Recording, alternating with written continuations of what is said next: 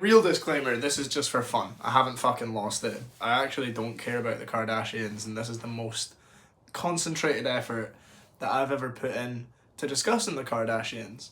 I would argue it's done from a standpoint of engagement to critique, so it isn't just consumption. So in my head it's justified. But yeah, sit back, relax, enjoy. None of this means anything, so... Okay. This is actually the second day in a row that I've gone to film this, because I filmed the entire video yesterday and then I had literally one conversation about it and I blew the lid off even further. Clean off. Who knew it? There was another... there's so much. Kim Kardashian and Pete Davidson are a complete distraction, and I'll explain for why, right? October 9th. Kim and Pete kiss on Saturday Night Live.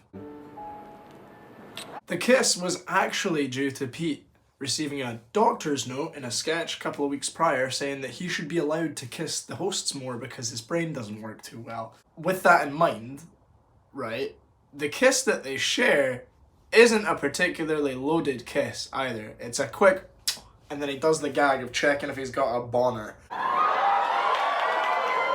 Move over, King of Uganda! He forgot to give me balls! Oh no, he didn't give me balls! I haven't even watched the sketch. I watched the kiss to make sure it wasn't loaded. That's dormant. Just leave that where it is for now. October 9th, Kim and Pete kiss. There's nothing to it. Almost a month later in the timeline, Travis Scott has his Astroworld concert. The tragedy ensues. And that's November 5th. Fuck. A day after, he releases the weakest apology video that I have ever seen in my entire life. I just want to send out prayers to the ones that was lost last night. We're actually working right now to identify the families so we can help assist them through this tough time. You know, my fans really mean the world to me, and I always just really want to leave them with a positive experience. If you understand body language, he's not upset, he's frustrated. He's kind of annoyed that he's having to do this. What the fuck is that? Like, bro, if you think you've got something on your face, re-record the video before you put it out, you know? Now comes back around the Pete and Kim thing. Now that's lay dormant. Chris, out of nowhere, decides that shit's looking a bit hot with the Astroworld stuff, so we're gonna drop the information that Pete and Kim are kinda maybe dating, maybe, oops. Now, smart people can look at the Kardashian / Jenner clan and you can take a look at their ex-partners and you can make you can notice a historic trend. The word rhymes with schmetishization a little bit, and now all of a sudden they're dating like scrawny white guys with tattoos and you're going, Max, what does this mean? What does this mean? I think they're trying to catch the demographics they missed. Think about who wouldn't fucking watch the Kardashians in any capacity. Think about who wouldn't interact with the Kardashians. Your tatted up, anti-establishment types, your Pete Davidsons, and your Travis Barkers. But Travis is making a lot of music with MGK, and MGK goes out with Megan Fox. And that whole relationship is a fucking car crash. Like, you don't care. Nobody cares. Nobody really cares.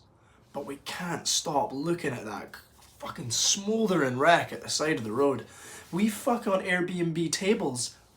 Ah, cool. I'm spewing, but like, I'm looking at it while I'm spewing. You know what I mean? I'm like... So, sorry, I got on a fucking tangent there. It's all the demographics they missed in the first round of being the Kardashians, and now they're having this weird revival where they cast Annette White. Long story short, Kris Jenner is this sinister puppet master, pulling the strings, you know, orchestrating lives. And I know what a lot of you are thinking, Max, Kris Jenner's not that smart, you know? We've seen Kris Jenner in interviews, we've spoken to Kris Jenner, she's not... That's the whole... They're never that smart. Boris Johnson isn't that smart. And yet, he consistently manages to bamboozle the country away from the thing that is actually happening. Do you know, he dropped a speech about 2 or 3 days ago? In your speech to the CBI, you lost your notes, you lost your place, you went off on a tangent about Peppa Pig. Frankly, is everything okay? I think that people got the vast majority of the the points I wanted to make, and I thought it went over well. Thank you very much. Thank you. Thank you. He dropped a fucking speech. And by dropped, I mean he basically dropped a speech. Fumbled that bag so hard. He like started rattling about Wi-Fi. He then out of nowhere was like, Peppa Pig World. As we all should. Have you been Peppa Pig World? Bruv, the 2 days that have just passed, the House of Commons have been privatising sectors of our NHS. And you have seamlessly fumbled a speech in the hopes that that'll distract the population enough, put into question your ability as a leader, and we'll all focus on that instead of talking about the privatisation of sectors of the NHS. If you needed any more proof that everything that you see in the media is a distraction, Kyle shit in my mouth trial, the 17-year-old with a fucking AR-15 and a god complex, has divided a country and is one of the most televised trials in recent years. Do you know whose trial started 2 days after? A lot of people I've spoken to didn't. Ghislaine Maxwell, a fucking pillar in a literal sex trafficking ring, a global sex trafficking ring, and nobody knows that her trial's going. Bruv. And what's my solution to all this? Don't watch TV. Duh. I think that's gonna do it for me, unfortunately. Have a nice week.